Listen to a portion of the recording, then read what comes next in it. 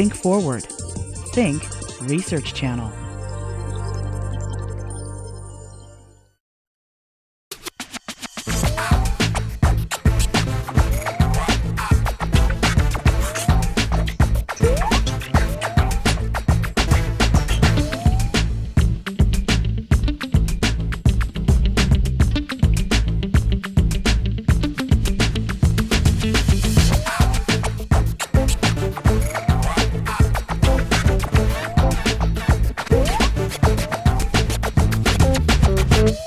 Hi, welcome to the University of Maryland, Baltimore County.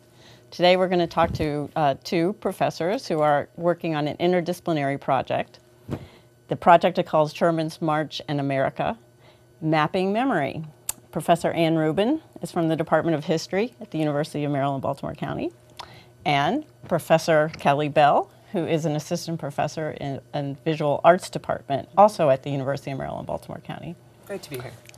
Thank you. First, can you tell us a little bit about Sherman's March and how this project relates to that topic? Sure.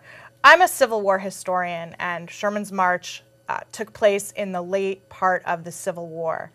In the fall of 1864, General William Tecumseh Sherman, who was a Union general, a Northern general, had taken control of the city of Atlanta, and he decided to move his army from Atlanta to Savannah on the coast. So on November 15th, Sherman's army, which was about 60,000 men, marched out of Atlanta, heading towards Savannah, Georgia. They moved in 2 columns. They moved about 10 miles a day. And famously, Sherman had gone without supplies. He'd ordered his men to live off the country and to, quote, make Georgia howl. And that is basically what his men did. They went from town to town, house to house, plantation to plantation, taking food, burning down barns, burning cotton gins, often stealing from the African American slaves who, on the one hand, Sherman's men were liberating, were freeing, but on the other hand, were often also mistreating. And they made their way, it took about 6 weeks altogether before they got to Savannah. What this project is part of a larger work that is exploring the way that Americans have remembered Sherman's March and Sherman's March's place in American culture. So looking at the march from a variety of perspectives, from white Southerners who lived through it, from African Americans' memories of it, looking at how Union veterans remembered the march, and also looking at its place in films like Gone with the Wind, for example, in novels, in music, in poetry. A really kaleidoscopic look at the way that Americans think about war in general and the Civil War in particular. What this piece is that I'm working on with Kelley and has been very generously supported by a grant from the American Council for Learned Societies, the ACLS, and also UMBC through the History Department and through UMBC's Imaging Research Center, is a way to bring some of this content online and make it available to the general public. And what I really wanted to do was make this something different from the usual history website. Those websites tend to be archival in nature. Lots of images, lots of documents, maybe some explanatory text. But what I wanted to do was to allow people to see these different stories and these different interpretations and to make the memories, in a sense, visible to people. It probably would be very helpful to see an example of how this project is going to work on the web. So could you show us a clip? Let me describe a little bit what the project looks like. When you first come into the project, you see a layer of maps. There's actually 5 different maps representing 5 different interpretations or 5 different themes, which are one that we call the Sherman map, which is just basically what happened, one that we call the civilians map, which is stories of Southern civilians and African Americans. We have the soldiers map, which is the stories of veterans on the march. We have a map about tourism, which goes from 19th century travel accounts all the way up through trips that I've taken through Georgia in the past couple of years. And then finally we have a map of fictional landscapes, which tries to place fictional stories and literature. So, for example, Tara Plantation from Gone with the Wind is located on our fictional map. And what you can also see is we have a time slider, which allows you to trace the path of the march across all of these different maps through time, so that you can see where the armies were on every given day. Then what you would have is there are lots and lots of points marked, and these points are places where there's a story. So why don't we show you one of the stories, and I think the one that we should pick would be Milledgeville, Georgia, which was the state capital. And so this is a story of Milledgeville from the perspective of the soldiers.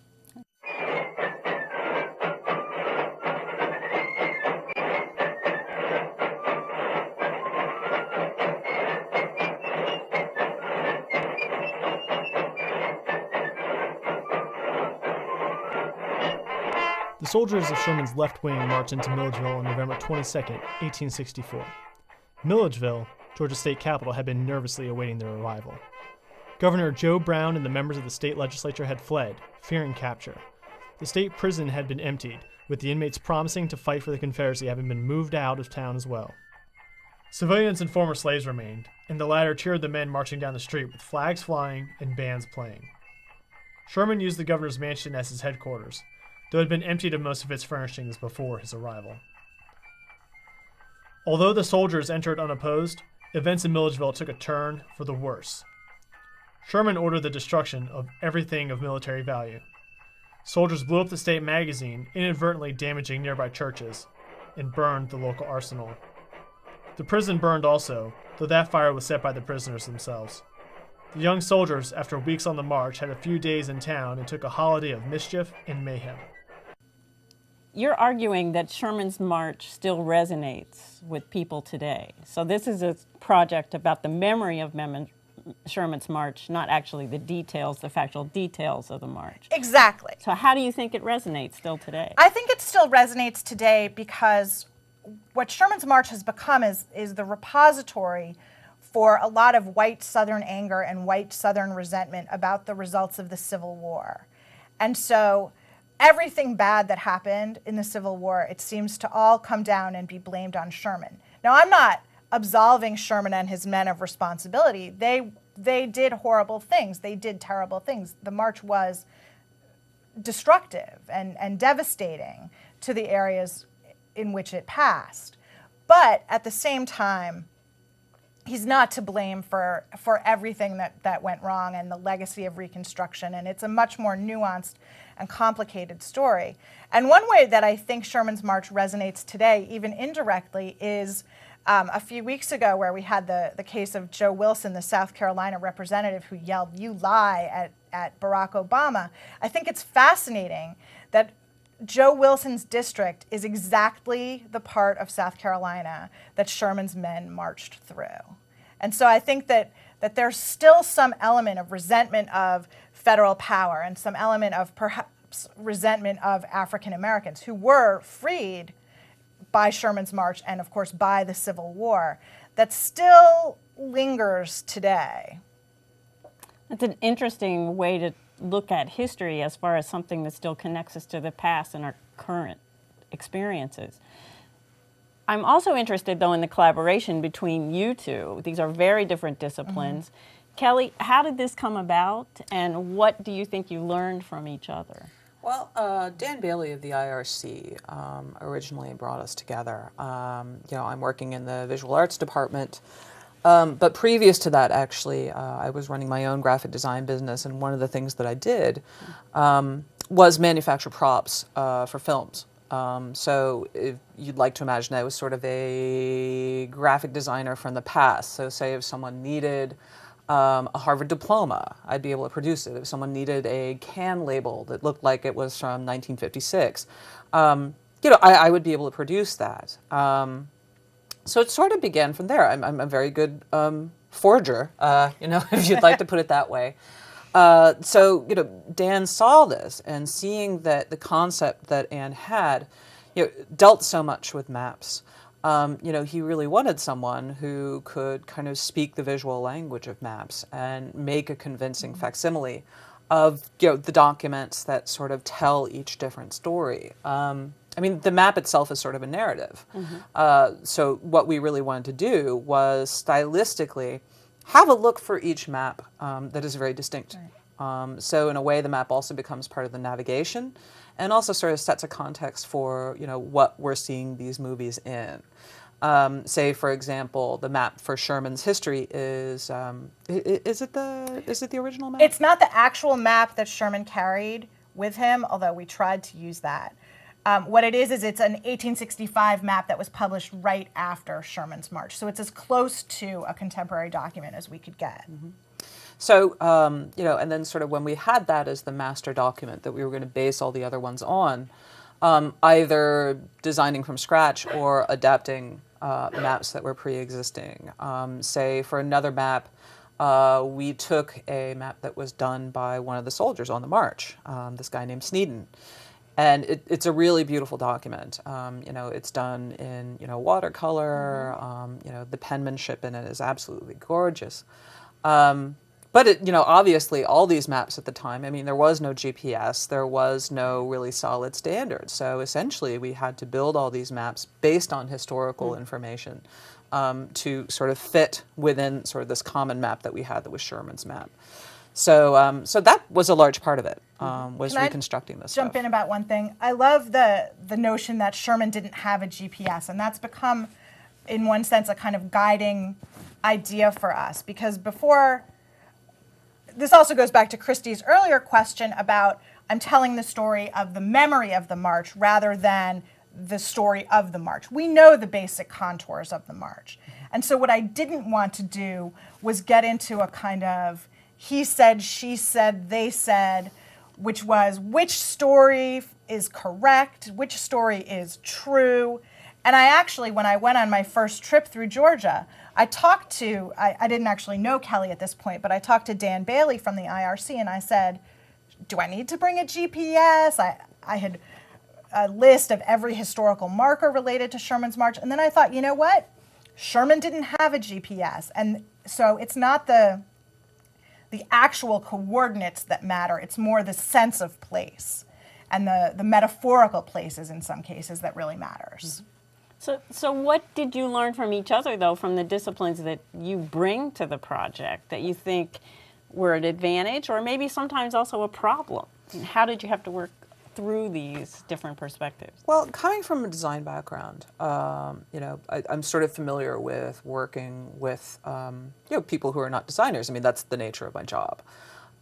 So communication, clear communication is really a big part of that. And I think the thing that we're extremely lucky about is Anne and I hit it off right away.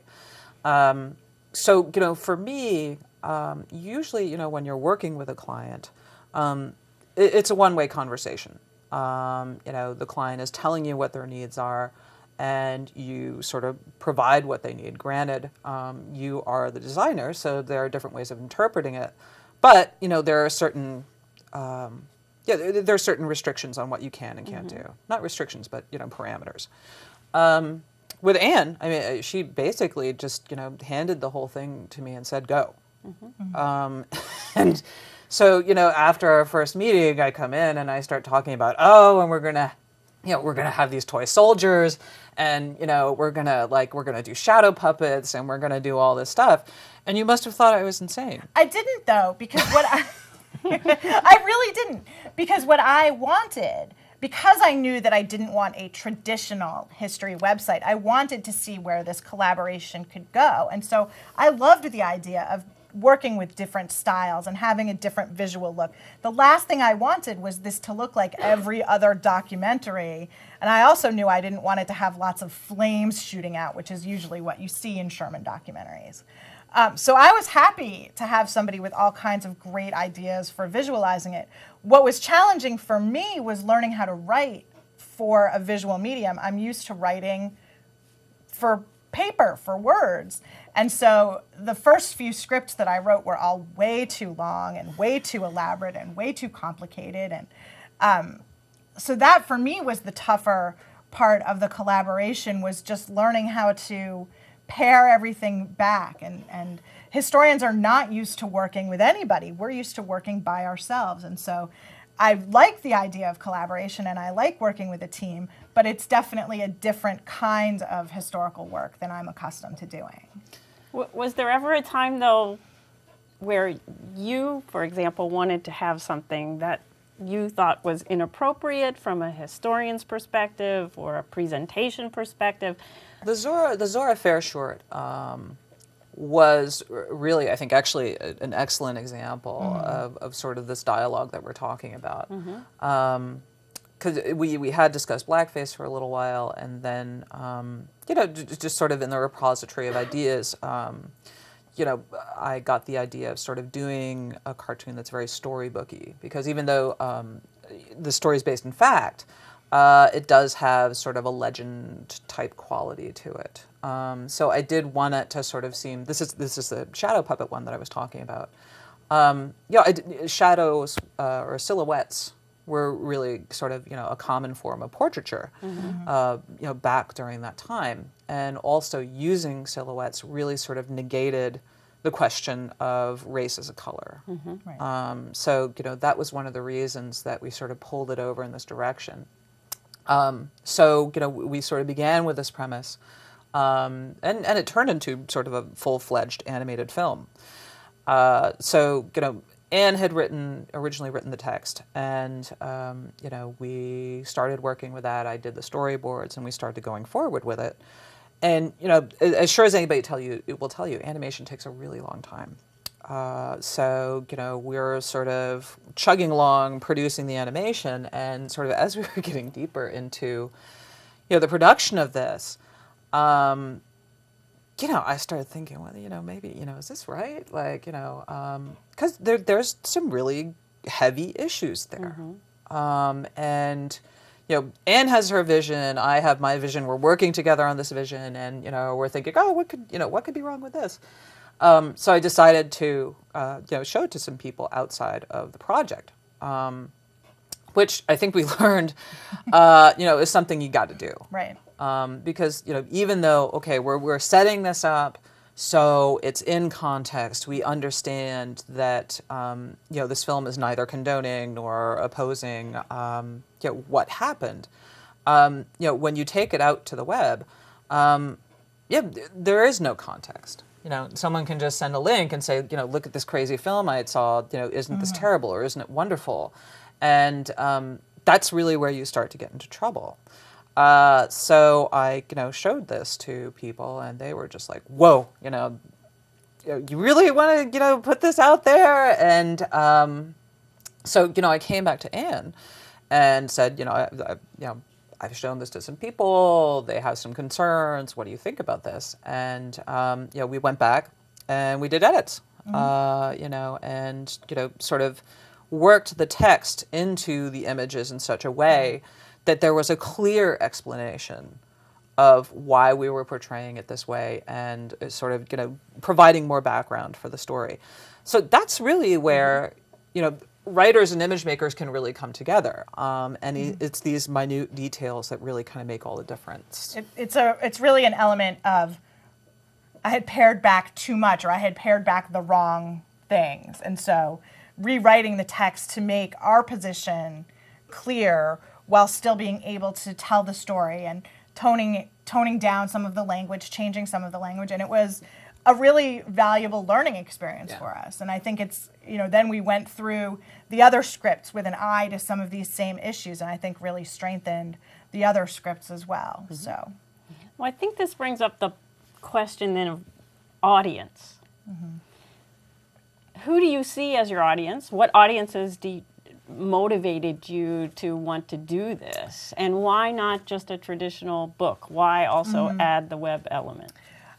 In terms of my sense of audience for this, the Civil War is unusual in periods of American history in that it has a huge appeal to a general audience, a mass audience. There are millions and millions of Civil War buffs, people who just are really interested in the Civil War. It's their hobby, they read for pleasure. So I think some of what I'm trying to do is reach that market, because I do feel like a lot of the popular histories of the Civil War and popular histories of Sherman's March don't necessarily get into the subtleties of interpretation and of nuance and these issues of memory and the way that two people can look at the same event and come away from it completely differently or experience the same event differently. So that's one piece of the audience I want to reach. The other piece is I do think there's an education component to this, or this would be useful in an educational setting, because again, it would help students come to see the same event from a range of different perspectives. Why not just a traditional book? I had worked on a digital project before in graduate school, and I liked doing it. I liked having this different kind of medium to get the same ideas across in. One thing that I feel very strongly about, and that works very well in line with the ACLS, the foundation that supported us so far, and the university, is that I do want this to be a free project. I'm not interested in charging for access.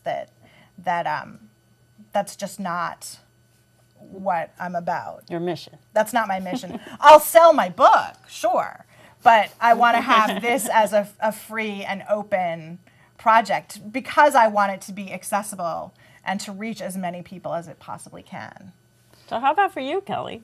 Yeah, from what you were, just sort of going off from what you were saying, I mean, I think the one thing that, in working on the project we need to keep, in mind constantly is that thin line of edutainment. Mm-hmm. I hate that word. And we want these films to be meaningful, and we want these films really to bring the content, across, in a new way. Not necessarily. Talking about sort of the Ken Burns kind of paradigm that's kind of become the standard for documentary film. In teaching video classes, you say make it look like Ken Burns. There's even like a Ken Burns effect, I think, right, on iMovie. Mm-hmm. So everybody knows what that is, and once that becomes something that everybody knows, the presentation sort of loses a little meaning, because sort of immediately then when you're going into it, everybody's like, oh, I know what this is. Mm-hmm. This is a Ken Burns thing. Mm-hmm. So we really wanted to kind of stir that up a little bit. Mm-hmm. Ultimately, what we have right now is just a proof of concept. It's 5 short films, mm-hmm, one for each map. But eventually, the idea for the project is to have dozens and dozens of these, whether it's a film, whether it's a slideshow, whether it's just a one pop-up screen, but to tell the stories of these places from different perspectives. So what I can't wait is for when we have the money to do all 5 Milledgeville films. Mm-hmm. And so you can have African Americans being really happy, mm-hmm, to see the soldiers coming into town, and counter that with white Southerners who are furious, mm-hmm, about the soldiers coming into town. And in fact, talk about things still resonating today. I took a tour of the building, the governor's mansion that Sherman used as his headquarters, and the curator who took me on the tour said, I keep a small picture of Sherman in the room. It's all furnished in period style. And he has a little bitty, about 3 inches portrait of Sherman, and he says, every once in a while, little old ladies see it, and then they get really, really mad. So it does still resonate, it does still matter, and it's exactly this idea of trying to get all these different perspectives across. Ann and I took a trip to Savannah, mm-hmm, to go and shoot footage for another short. And this was for Ebenezer Creek, which was one of the marches, well, many low points, but I think a lower low point, right, than usual. It was this creek where slaves who were following the troop column were left behind by Sherman's men. So we went down there with a camera. It's in the middle of nowhere, literally. We just sort of followed this dirt track out. This was my first time in Georgia. So we were there by the creek side, and I'm shooting footage. And, it's very beautiful, very peaceful, and there were a couple people who were there, fishing and doing, just creek things. And one of the people came up to us and said, hey, what are you doing? And, we told him, what we were doing. And, he said, oh, well, if you wait, I have a boat. and I can take you to exactly where the crossing happened. So he took off, and we're waiting for him, and of course, sort of being a tech head, I was just like, is this really a good idea? And me being a native New Yorker thinking, ordinarily I wouldn't do this, just get in a boat with a stranger. But then again, there's two of us, and he did give me his cell phone number. Anybody with a cell phone can't possibly do anything untoward. And so when he came back with the boat, I did make sure to leave his name and cell phone number in our rental car, just in case we never came back. Yeah. But it was amazing, and he took us out on this, it's basically a cypress swamp, and he took us out in it, and he showed us exactly where this was supposed to have happened, and we got beautiful footage, and it was just a really great experience. Mm-hmm. Well, I think that raises another question, though, here, and that is the idea of because this is a mapping memory site, in a way you're mixing fiction and fact as far as trying to display what may be people's memory versus what is the historical facts of incidents. And how, when you present that to a general audience, are you planning on making those distinctions? Well, I think that's why we have what we call the fact map, the Sherman map, which is the one based off of the 1865 map. So that's the map, that's the one that's supposed to tell the stories from the most objective viewpoint, which is essentially, here's what happened in this place. That would be the most, I guess, I don't want to say Ken Burnsian, but I guess the most basic documentary there. Although, in fact, the film that we have for that map, the Ebenezer Creek film, is very, very powerful because it's a very powerful incident. So I think that's what we're trying to get at is here's one level of the story. Here are the facts that we know and the facts that are not in dispute. And now let's look at the layers of interpretation and stories and legends and get at that. But exactly, I'm not interested in deciding, well, was Zora Fair really a true story? What's important to me is the way the story is told and what is the deeper meaning behind that story. Why is this a story that keeps getting passed down while maybe other stories are not? So what's next for mapping memory? Well, we've got 2 more shorts to finish up. But we're really looking for a site launch, I believe, at the end of this year. Definitely. I've been working with a great team of people at IRC, and we just got some wonderful materials from University of Texas that are images from the original storyboards from Gone with the Wind. Really, absolutely gorgeous, gorgeous watercolors, really incredible. So we're going to be using these as material for another map. So I'm looking forward to it. I think it's going to be great. Yeah, I think, and once we get the mini site finished and launch it, then we'll be starting to apply for larger grants. So if anyone out there is from the NEH, you'll be hearing from us and other places. And then I'm also still working away on the book version of this story, which I'm hoping to get a contract for at some point in the spring and have it come out sometime in the next few years, and plenty of time for the 150th anniversary of the march, which will be in November of 2014. Well, thank you both. Thank you very interesting much. Project, and good luck. All right, thanks.